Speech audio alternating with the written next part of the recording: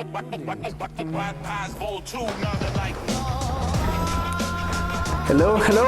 and welcome to Tattoo Tapes podcast. Good morning, here with Alex Prenta. No, it's Nero Prenta and Alex Boca.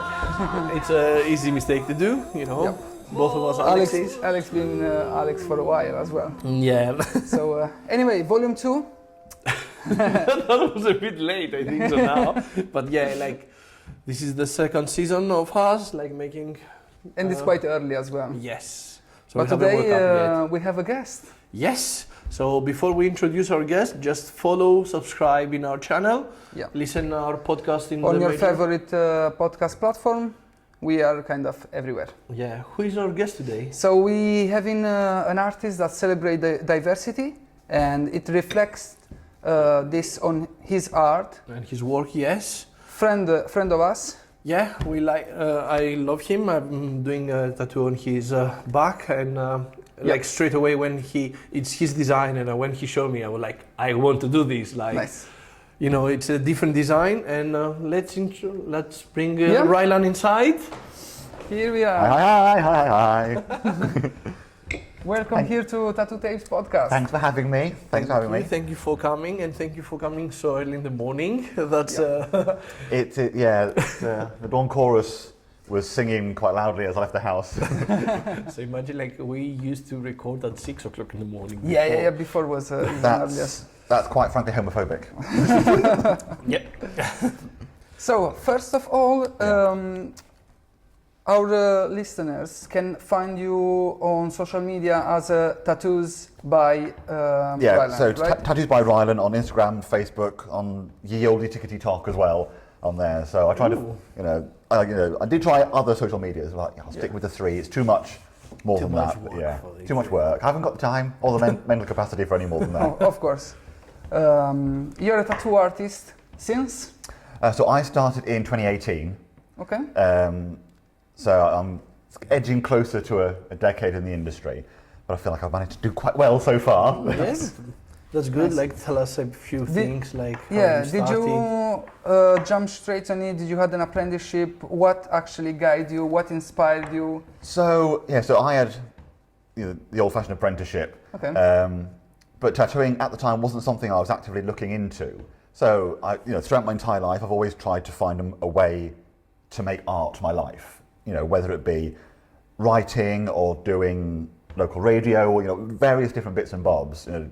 Nice. Artwork. And, I was always trying to find a way, but tattooing always felt a little bit out of reach. Okay.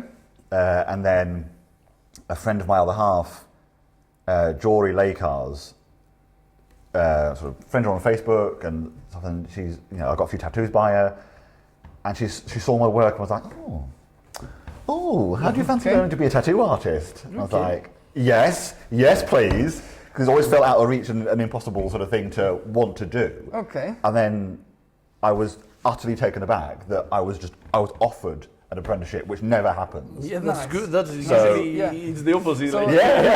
So, this artist saw something through your designs. You've been painting, you've been designing. What was the main? He's doing everything. Okay. He writes books as well. Okay. Yes. That's the definition of an artist, isn't it? Yeah, it's all about storytelling for me. Yeah? It's all about storytelling. So whether it be one bit of art or a book or like just talking to someone and getting stuff about them, it's about telling a story, helping someone speak it, sort of thing. Of course. And so I think that's kind of what she saw. She was like, I like what you're doing with this, and I like the way you're expressing stuff. Be different from the others, probably. Yeah. And so she saw potential and was like, you're the guy for me. Nice. So you kind of jumped straight away in the shop. Gave some face skin or. So she was old school. Okay. So she trained in Chicago before moving to the UK. And she was an apprentice in a studio of like 10 or more artists, and she had to run around, set up for everyone and clean down for everyone and then do her own thing. So she was like a bull in a china shop, and she was like, you've got to do things exactly. But she was so dedicated to the art. So it was like an art school to begin with. Okay. Learning to draw like a traditional rose and learning to draw all these things the way that they have been done Yeah. for so long to understand why things are drawn a certain way. Yeah. You know, all the regular cleaning, you know, that you've got to do as an apprentice to learn the respect for the studio. Yeah. But no fake skin, No. straight onto people. Okay. Okay. Yeah, It was. yeah. She was like, right, you're not going to learn anything unless you get someone's leg out on that table. Basically. Like, And this took long too, or was pretty much like learn how to set up, learn what is this tattoo machine, and So it took a bit of time, because from 2018 onwards, there was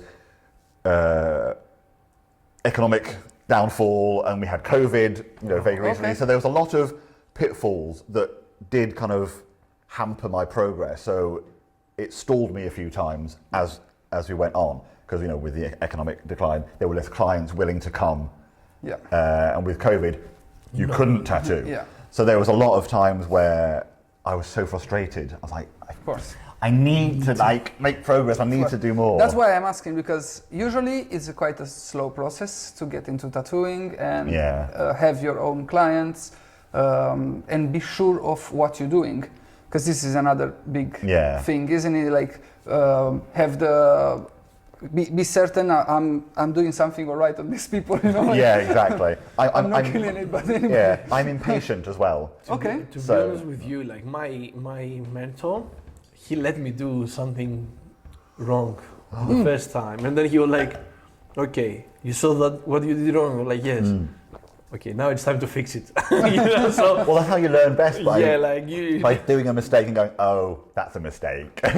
Because a lot of people they cannot see the mistake. That's the thing. That's no, sometimes that bugs me. Like when you see someone and like, "Oh, everything is perfect on this piece," and you're like, "Is it though?" Is it? Yeah, like I think so. Like mistakes can be all sorts, isn't it? Like even in the process, even in the during, or to the proper delivering of the tattoo. You know what? I will check quickly with the technician if the focus is alright. Why? Just because the moving of us. But the focus is on manual.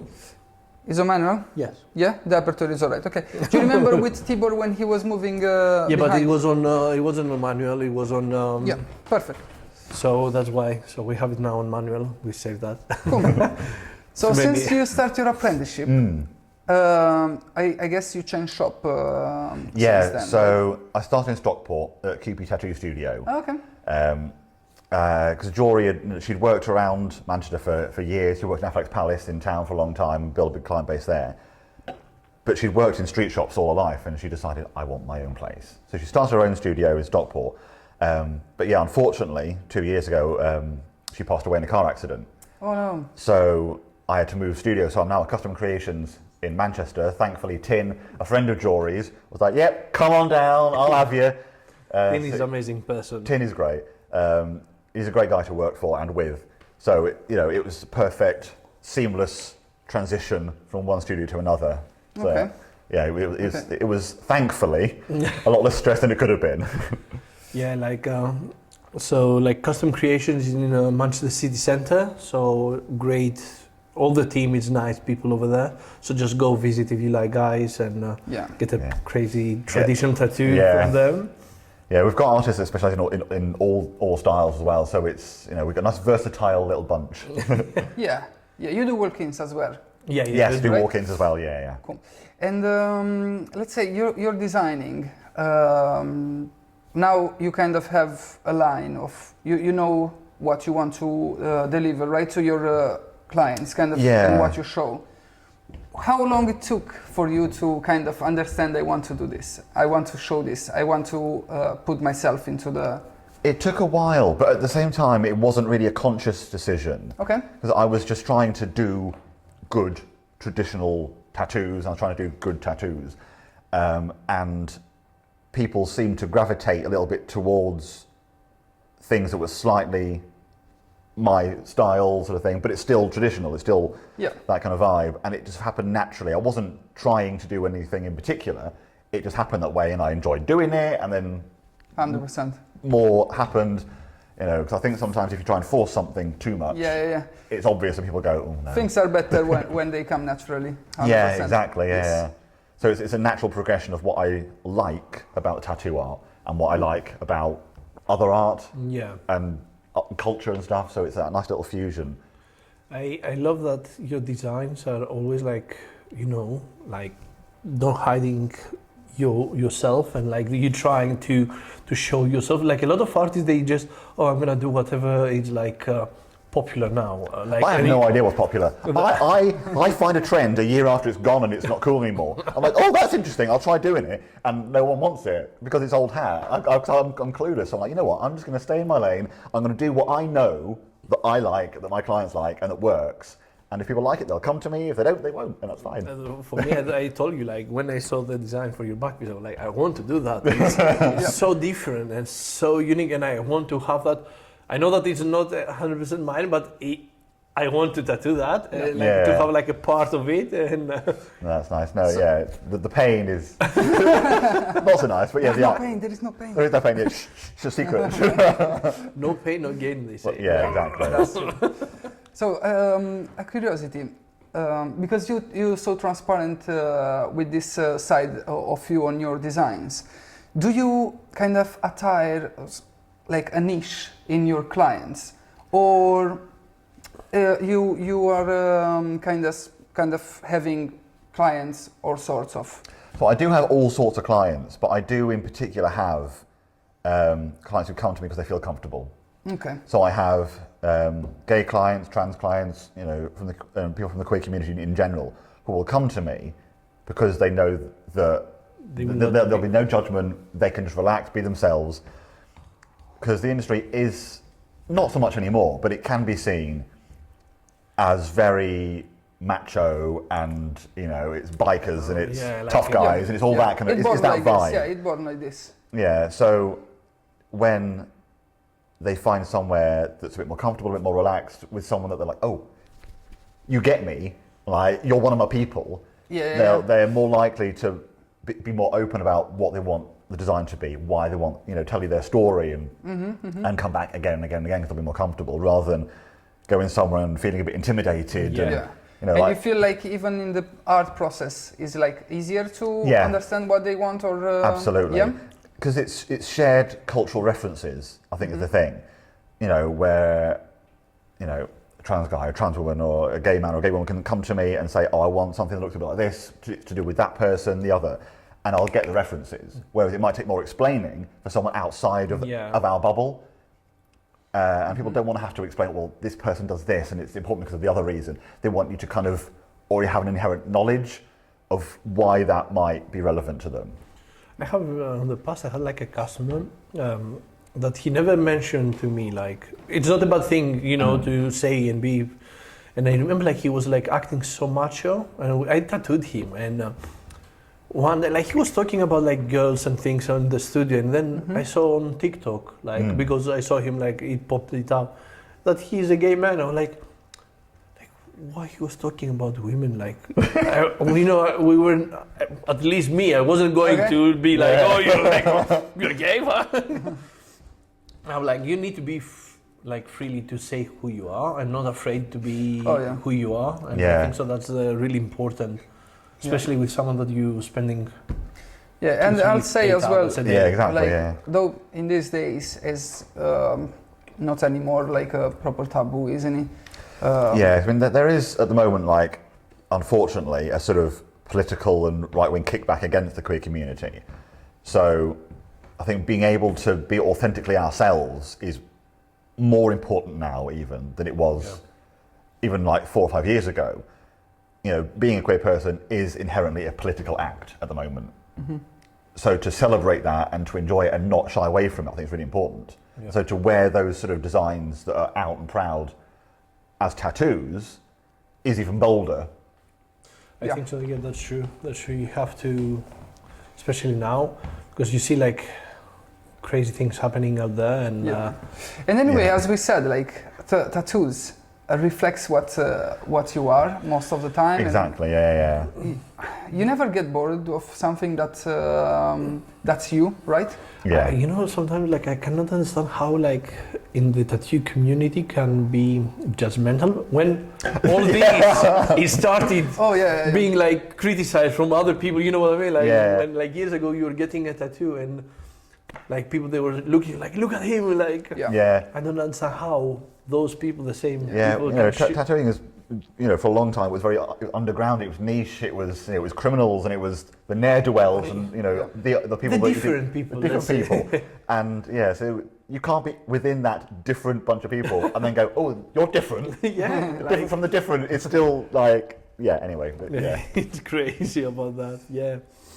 But so there's like, because tattooing has been like a subculture for a Of long course. time. So there have been like gay and, you know, queer people tattooing, but they've always been in the closet for the most part. So I tried to do some research vaguely recently of like who the first sort of publicly known gay tattooists were in the US and the UK, and it's really hard Yeah. to of find a lot of course. this information because they were, you know, they wouldn't you. say, and it's, you know, all anecdotal.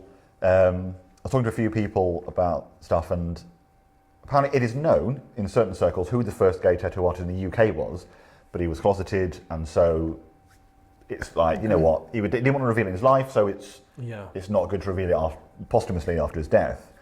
The first one I know about in the US was Phil Sparrow.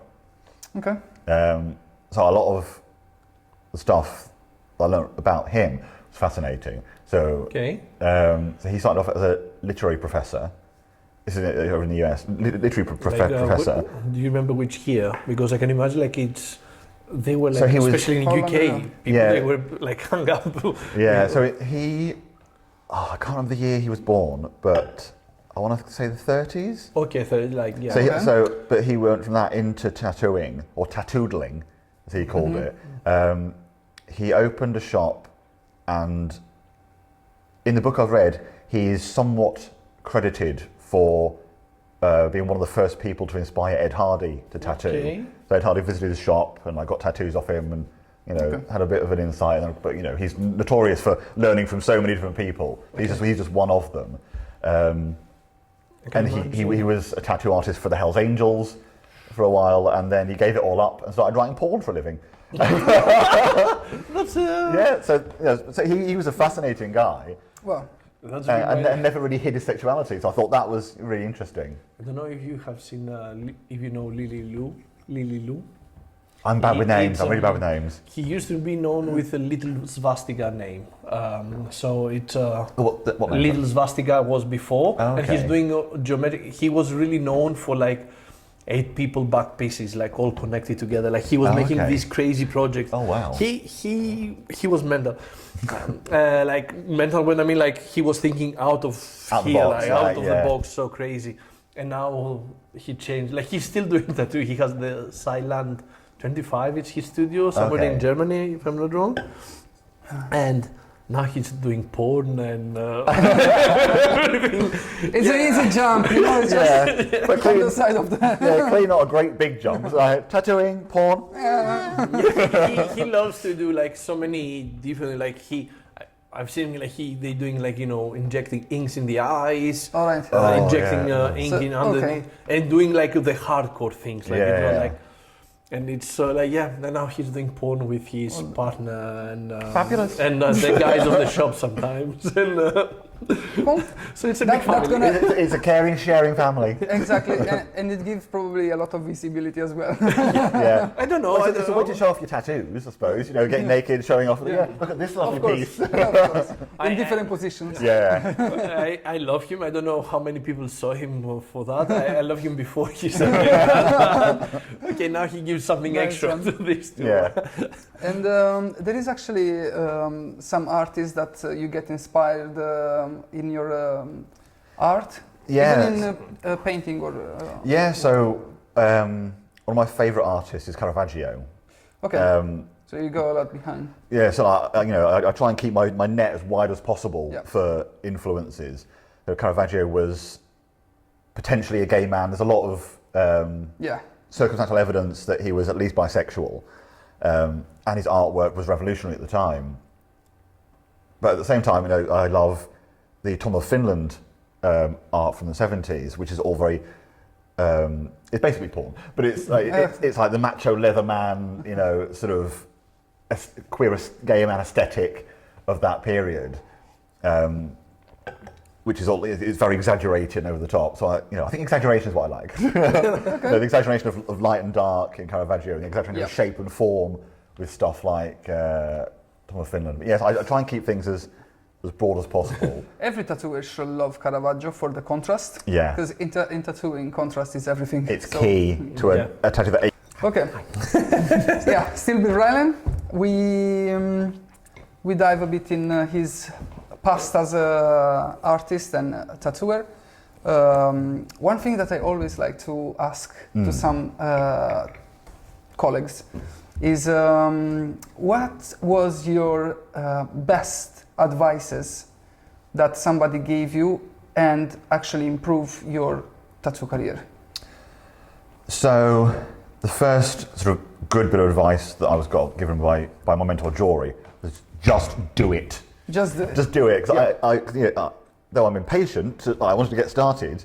I was very tentative.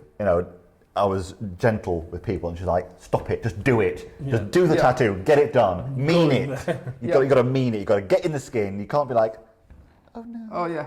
You got to get an arm down, do that line, make it happen. So that was important because I was like, I want to do it, but I'm scared. Okay. You're not allowed to be scared. Just do it. You're quite fast, and I think so that helps you a lot. Like when you're confident to just go in the skin. Yeah. Doing my line work. Okay.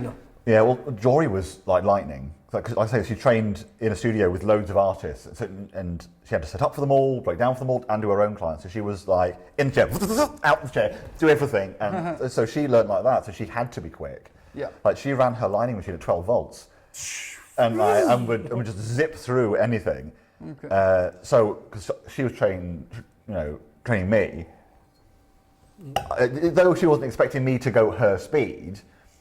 That's what I saw as the standard. Yeah. And it was just me and her for quite a long time at the studio. So that's all I kind of knew. So though I'm not as fast as her, there was definitely that impetus of like, oh, okay, so that's how it's done. That's how quick you need to be. So it was. So machine speed match the hand speed. Yeah. Isn't it? Yeah.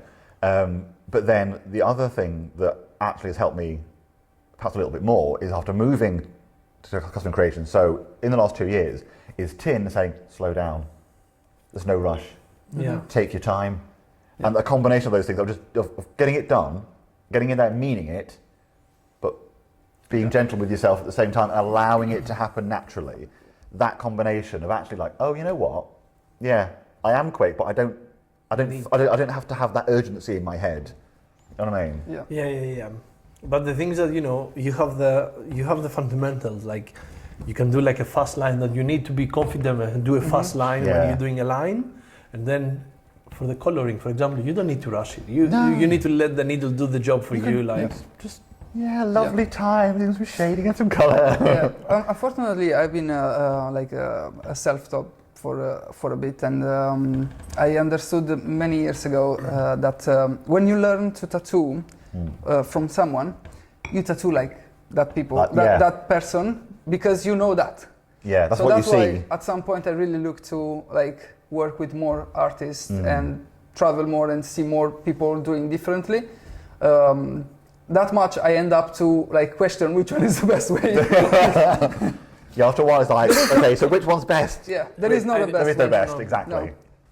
Because I remember my mentor, he never showed me exactly what to do, or he never showed me oh, you need to be 7 volts or 8 volts. You're like, this is what you need to have a result.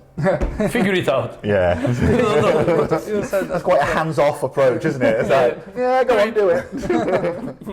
And I have to do a lot of, trials and errors. Lots of errors and that, to figure it out. And, still sometimes you're trying to do that, for example, I'm not doing colors so much, and I have to work and try it. Okay, fail and try it again. You see this when you do all week geometric black work, and one day you have to jump on the color and this totally different approach that you I have remember to like recently I did like on a guy like full color. It was like something different from me, and I did on his ankle. This part took me like 4 hours, and then I went like home and I was like, how I spent 4 hours on that thing? It was tiny. And on the next appointment, because I did this size in 4 hours, like because I was like, I just slapped myself like, why I spent 4 hours on that? Like, well, am I crazy? Like, I have to just be faster. Like, it's. But yeah, like because I was afraid, I was working with small group of needles and like 3 liners, like 9 marks, round shaders, and like. It takes a lot. Put it underneath. It takes a lot. I was working on that underwater team tattoo, and only the corals. It took me the first day, so stencil and part of the corals. Yeah, but you had so many details on that one. That's the thing. Yeah, but it is. If you work with small groups of needles, it's just it takes time. I hate small groupings. I hate them so much. Give me a big needle grouping and a big tattoo, and I'm happy. Actually, this is a good question. Did you explore different styles, or you? Yeah. Okay. So, like, Jory was a trad and neo-trad artist, but she was an all-rounder. She could do a bit of everything. Okay. She always said, do what you like doing, but don't turn anything down. Yeah. Because you're gonna need to pay the bills. Yeah, in some way, shape, or form. If someone comes in the door and you can do it, do it. So I've done a bit of fine line. I've done a bit of black and grey. Not a great deal of fine line, not a great deal of black and grey, but what I do, I can do well. But trad and neo-trad sort of stuff, that is where my passion is. That's where my focus is, kind of thing. Yeah. I believe like sometimes I know that it's good to do, whatever comes in the door, but it's nice people to recognize you for that thing. And kind of like, oh, you know what? I want to get like this piece from you.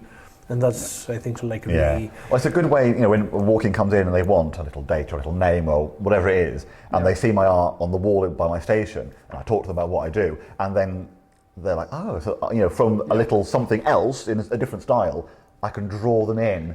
Yeah, just come here. Come into my web. We a private shop here, but I've been working in walk-in shop a lot, and that was my the same approach that I had. Like, people comes in just for a small tattoo, but end up to know you and like your art, and they want more, isn't it? Yeah.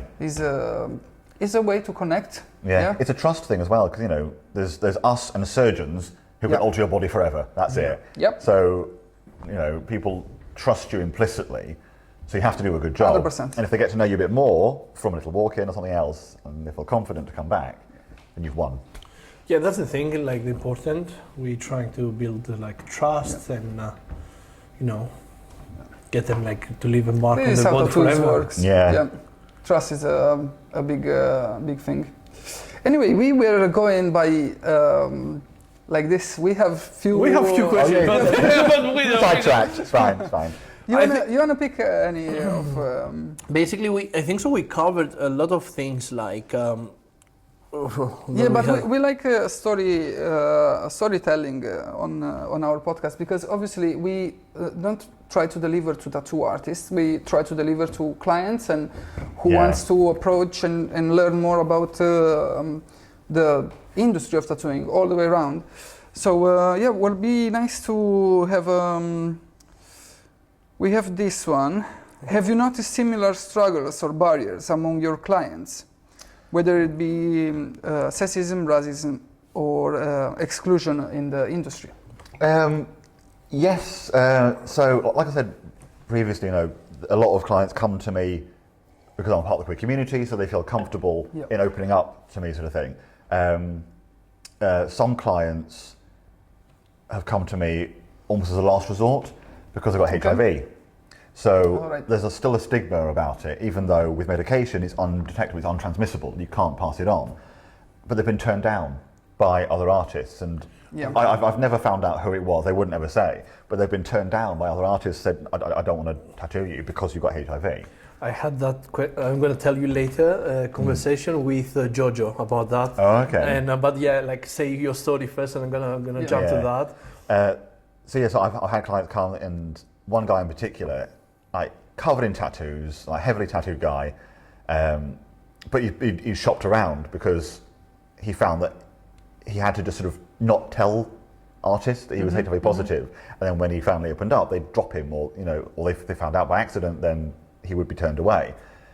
And he was sort of desperate because he wanted a bit cover-up work doing, extra work doing, and fixing things up. And he was recommended me by a friend of a friend of a friend kind of thing. He came, and he's had his full back done, and he's so much happier and more confident because there wasn't that stigma, there wasn't that barrier to to getting the artwork that he wanted. Oh, that's really and good. there shouldn't be that barrier because in the process we have to follow the same safety The safety procedure, reason, the process. the process of all of our clients. Exactly. If you treat that's a thing. everyone like they've got everything, and worse, you're cleaning everything before, you're cleaning everything during and after, then there's no possible chance of anything going awry and transmitting. So That's why you have to choose a professional. Yes. That's the thing, like with Jojo. When I was tattooing, like Jojo is a friend of ours. She is working as a tattoo manager in a shop in Stockport at Porvida, and we were I was tattooing her back, and she asked me like randomly, like, "Oh, Alex, if you had a person that had HIV, are you gonna reject him?" And I'm like, "No, I will not reject him. I'm just gonna ask him kindly, like, look, because you have HIV, we need to be careful a bit more, like considering the others, not about the bed or anything. Like, if you want to go to the toilet, you cannot go to the toilet like that. We have to wrap you and go properly, like, but that has to be with everyone. Like, it's not only for him. Yeah. So, like, because I have seen like customers, like they going, like, oh, they're just living, like, There are clients that sometimes don't even think about it, and they may be a certain character that they don't really wait for the process and just jump on. Yeah, I know what you mean. And then I was like, like, I'm gonna speak to him. Like, it's good to know, like, because if I don't know, then it's better to be informed of everything. But like you're saying, like customers just jumping off and like just going off to the toilet, like they might drip their blood somewhere. That's the thing. And so you've got to make sure everyone's everyone's like around, that. It's not the careful. easiest way to transmit that. And we were like, I told them like, like I will tattoo him, and she was like, oh, thank you for that, because she had the chat with someone else, and two other artists said like no. I'm like, why they said no? That why they will not do it? And like, that's really bad thing to say. I have tattooed like someone with HIV in the past, and I, as we said, if you're doing everything as it's supposed to be done, you don't have anything to worry about it. And it's good, like, that person to feel comfortable to say to you that he has HIV and take the extra care that you want to get. But if you reject him, you, another artist, and you go like that, then probably at the end you're gonna end up saying lies to his form, and then you will not know. Like, it should be treated in the same way as someone with eczema, or as someone with like on blood thinning medication, stuff that we have to be aware of. And it's no more important than anything else like that. So there is that stigma still. So there is that little hurdle for a lot of people. But thankfully, it's slowly becoming a thing of the past. I love that I see now, like, artists, they are a bit more open-minded. I don't know how it's back in my country. Like now, like gay community is like being a bit more freely able to say what you are. Like years ago when I started, it was still a stigma. Like you weren't able to be, they were like beat you on the streets and have things. And that change my vision when I came here, and especially in Manchester. Like, and I saw like how people like are so open-minded and so like don't care about, you know what I mean? They don't care, like, okay, if you're a man and you're a queer or something, like you can be who you want to be, and just you want to dress as a Pokemon and go out. You dress as a Pokemon and you go out. No one will judge you about it. Well, they might judge you, but it'll be silently inside. Like, I love that. That's a cheap Pokemon outfit. Like, buy a better one. I love that. When I came here and I was seeing it, I was like, that made me realize that how open-minded people are. Like, you don't have to care about. The big cities are like a whole other animal. Like if you go, because I'm from London originally, but I grew up in North Yorkshire, which is more rural and a lot less diverse. Okay. And so there's more prejudice around there because it's more of an unknown quantity. Yeah. So, you know, you're more of an other. You're slightly scarier. You're slightly different. So there is still a little bit of that unacceptance in places that are sort of a bit more out the way, a bit more rural, out of the big cities where you've got everyone sort of hugger-mugger together. Where you can't avoid people of different races and sexualities and genders. You know, they're everywhere. Yeah, definitely. A bigger city, you can find more diversity. But what I realized, I went over there like 2 days ago that I told you, and in North Yorkshire, and I saw that there's no tattoo studios over there. I'm like, okay, this is a nice opportunity to bring a bit of the change in this city. It's a small. There was a lot of tourism. It has tourism for sure. Okay, so let's open a shop. Open more north of winter. Yeah, we're doing like always this fun with Teen, like Teen. He's gonna name his shop like South of Winter, and like we have like this joke that goes on, and then I was saying to him like, let's open different studios. So winter is the Manchester, and then every shop is gonna be depending on the Manchester area, like south, north, east of winter. Oh, I like that. Yeah. And that can be like a crazy like concept. Yeah. Perfect. So, like. Would you pick another one? Okay. The things that we have. Maybe number 8. We have spoke so many things. Okay, you say that. Yeah. You can read it.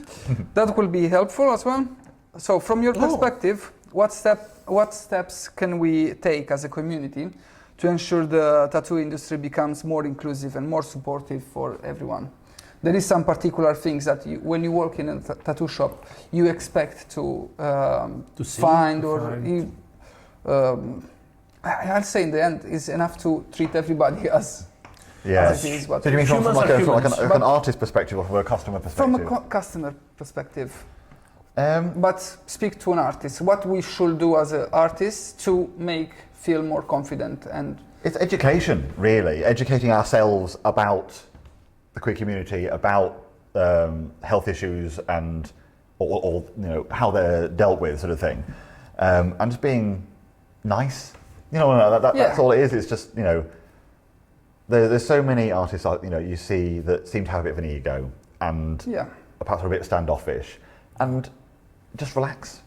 Because you're putting people off coming to you, particularly queer people, I think, because they want to feel comfortable, they want to feel relaxed, they don't want to feel like they've got to have their guard up, because a lot of queer people have their guard up all the time anyway. Yeah. Okay. So you want to be able to drop that and just relax. Yeah.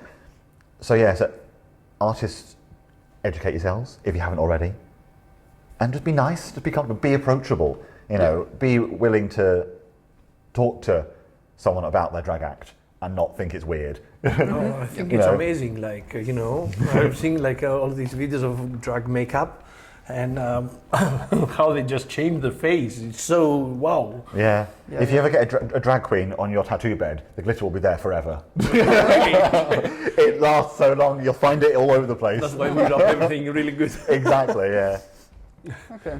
It's so funny, like the other day I was like, I don't know if my customer had like a glitter or something, and then for some reason I had like glitter on the beard here. and my wife was like, why you have glitter on your beard? And I'm like, what? Now what glitter? The thing Is that your secret admission that you were actually went full glitter beard? It was my drag. Fortunately, she doesn't watch the podcast. Yes. Thank you, my really doll. But it's so funny, like going back home, I'm like, I don't know what's happening. So like I love that you have like at the shop, even the shop represents from the window that it's like queer friendly and like diversity friendly. I made the conscious decision to put up the sort of the inclusive pride flag in the window above my station. So it's visible from outside and it's visible straight away when you come in. Because I want people, so clients and other artists, to know exactly the kind of place they're in. Mm-hmm. Yeah.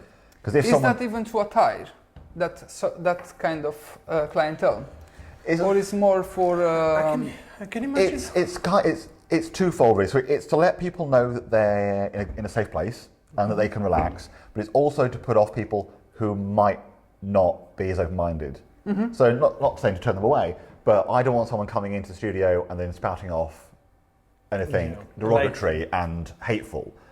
I want, if someone's that bigoted, I don't want them in the top anyway. I don't want their money. I don't want to tattoo them. You know what I mean? I think so. Like we don't like those people as well. Like I think so. Yeah. We, being racist or being, I don't know. Like we said that many times. Like we try to be inclusive anyway and relax our clients, because for us, what is important the tattoo, but the experience as well during the process is quite important.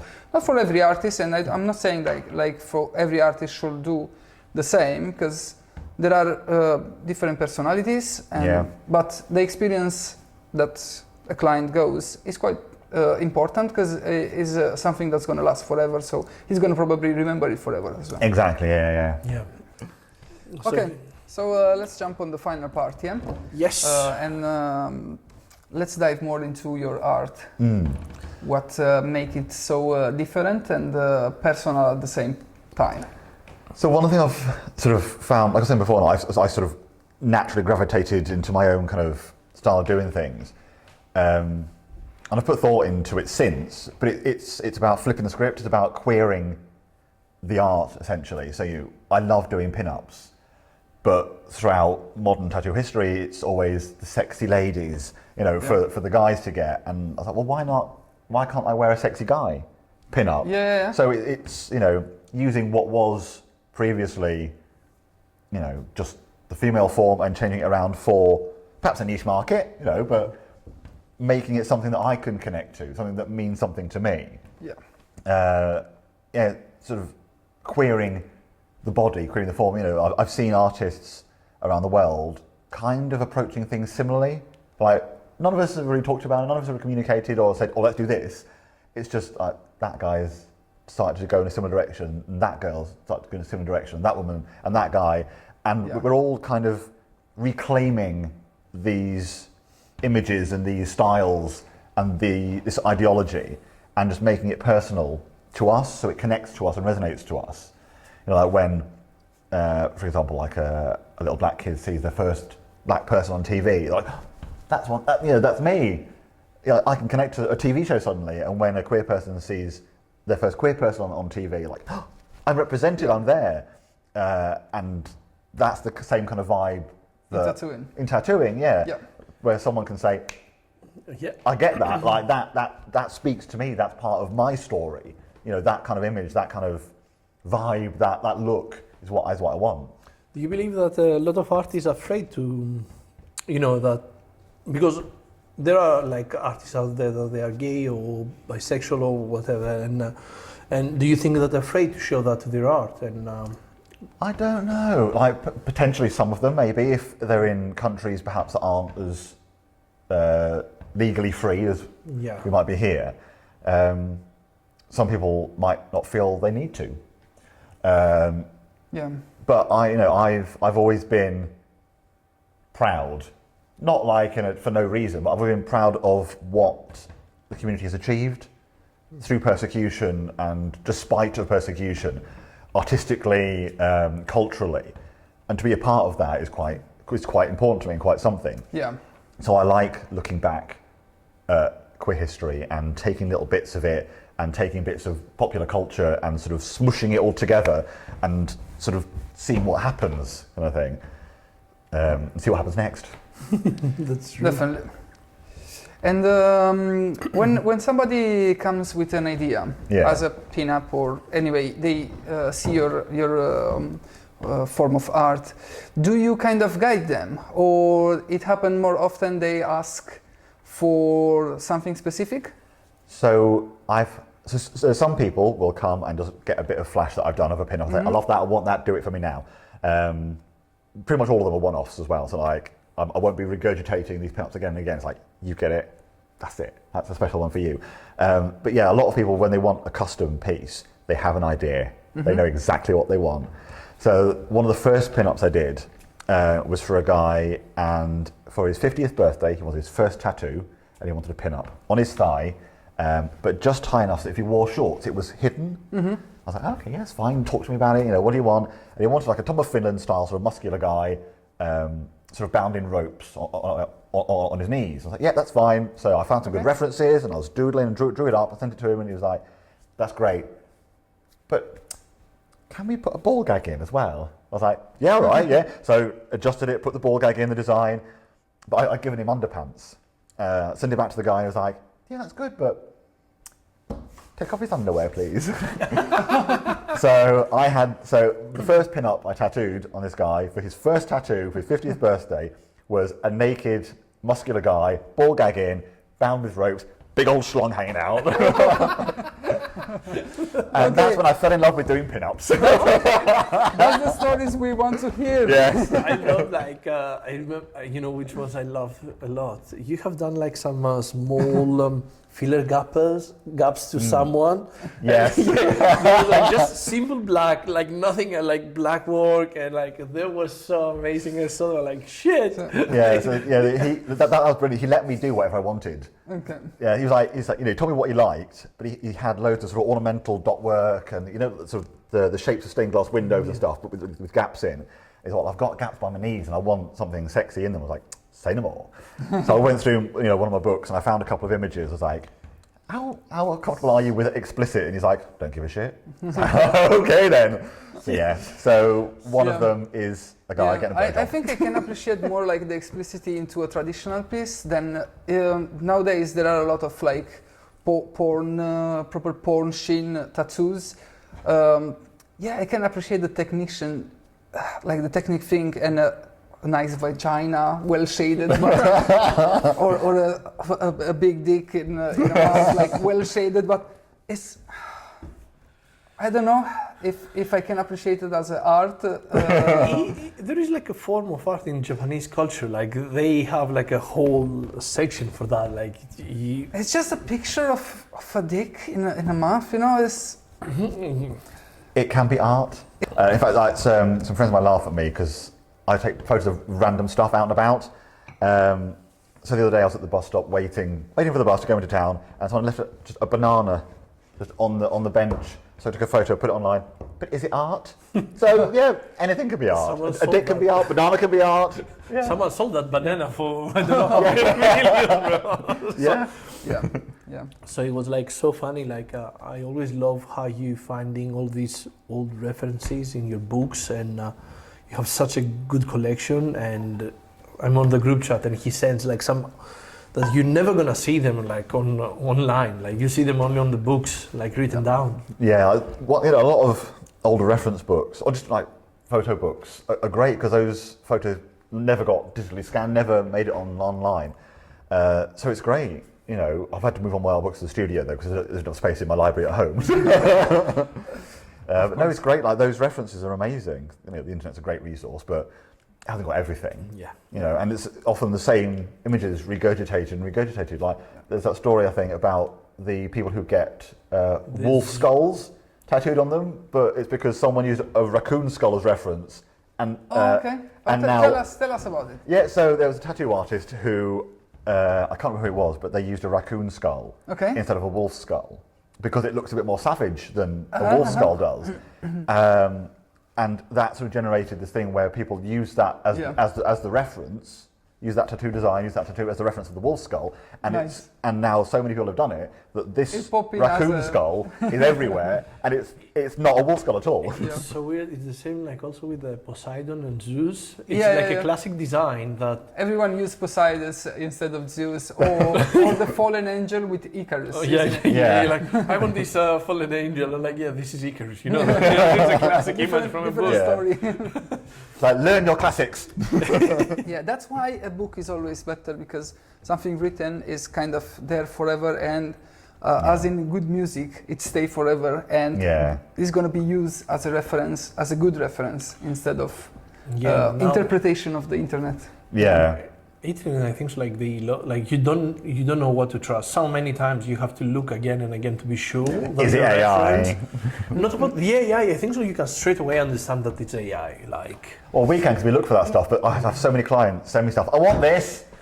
Sooner Oh, it will be dear. more difficult to recognize real from they are now. AI. They're making Yeah. with AI. They're making like Even like videos. the 3D, like the videos. They like a human person. They're doing from porn to like It's scamming alarming. people online, like Yeah. like on TikTok, for example, and you see like a human form, and behind that it can be like a A bot. guy, Yeah. and Yeah. it's like Just a And bot then after your money.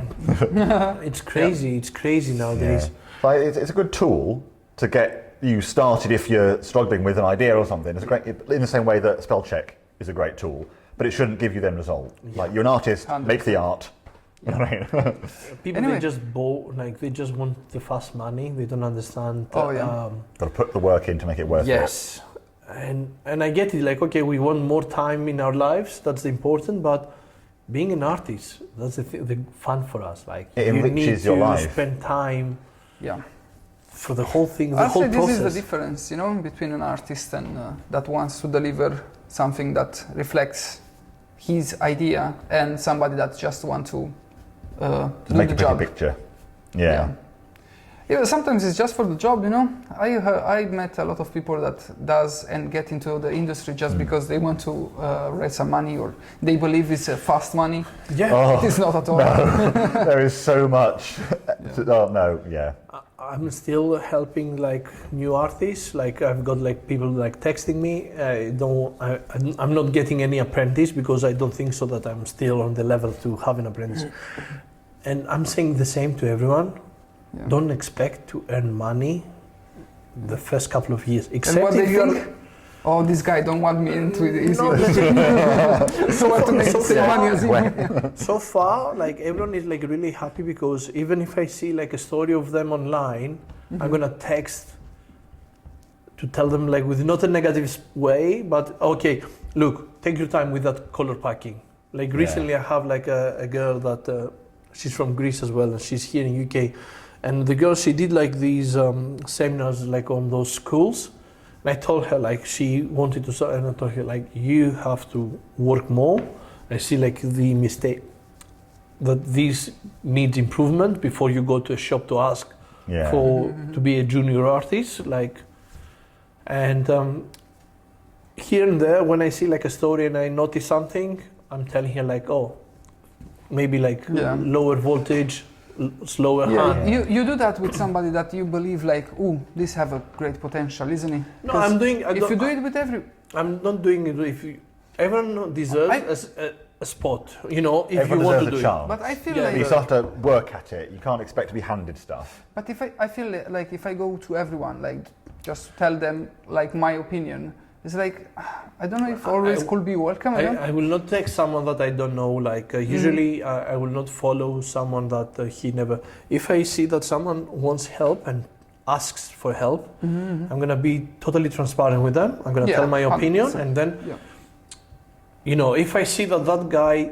or girl, like that person, tries to improve, that's good. Yeah. Yeah. Like I can give him the small tip that I will not like explain to him like, oh, come here, I'm gonna grab you from your hand, you have to do this. It's your work and you have to, but it's good to just give that tip. Like Yeah. they're gonna find it in the internet if they search it. They're gonna be able to find it, but maybe sometimes they're like too lost on the process, and I can imagine. Cool. I'll say it was wonderful to have you here. Thank you. Thanks for having me. for coming and explaining. Remember to follow on social media, Tattoos by Rylan. Yeah. And obviously Custom creations as well. At Yeah. the studio as well. The shop, Yes, the absolutely. subscribe on our channel, YouTube, Spotify, Apple Podcasts, Deezer, all the sort of podcast platforms you like to listen your podcast. So send us also We'll be your there. messages for your feedback will Your be. feedback is going to be brilliant, More and than we want that. Yeah, and that's it. Have a good day. Again. Thank you. Thank you. Bye-bye. Bye. Take care, guys. See you. Oh no!